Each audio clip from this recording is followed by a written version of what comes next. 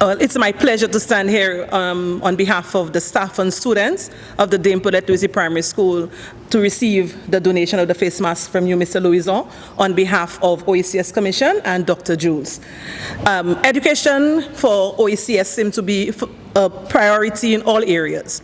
And now with our COVID period, the OECS has taken the mantle to take the step forward and help the schools prepare for the return to school in September.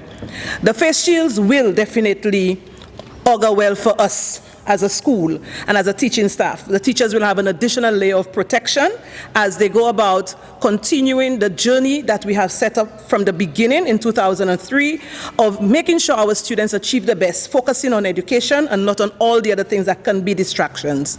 Mr. Louisy, the face shields do more than just protect us. It also gives us this kind of a surety and assurance that everything is fine, not just with Dame Pearlette, but with education in St. Lucia.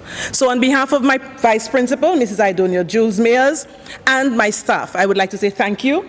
And thanks again to Dr. Jules for always putting education in the forefront of all the OECS initiatives. Thank you.